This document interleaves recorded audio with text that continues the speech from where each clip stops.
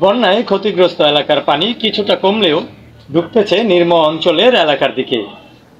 উত্তর দিক থেকে দক্ষিণ দিকে খুব তীব্র স্রোতে বেগবান হচ্ছে পানি। সংকট যেন বেড়েই চলছে মিরসরাইতে।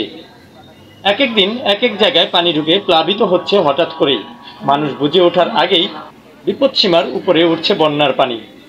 প্রতিদিন উদ্ধার ও ত্রাণ বিতরণ কর্মীগণ কাজ করে যাচ্ছেন নিরলসভাবে। কোনো ক্লান্তি যেন তাদের দুর্বল করছে না তাদের।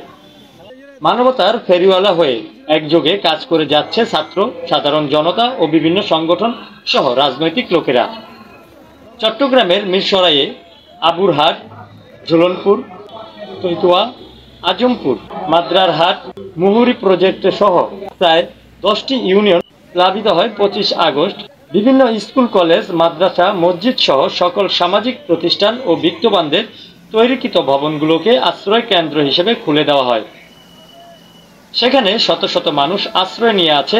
তাদের খাবার ব্যবস্থা করছেন এলাকার বিত্তবান মানুষ সহ দেশের বিভিন্ন সংগঠন।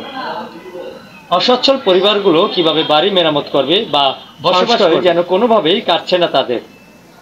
এ সময় পানিবন্দী কিছু ব্যক্তিরা বলেন, যে বিপদে এগিয়ে আসে সবাই মানবতার পরিচয় দিচ্ছেন। অতি উৎসাহিত সাহায্যকারী সাহায্যের চেয়ে ছবি ও ভিডিও নিয়ে যেন বেশি ব্যস্ত।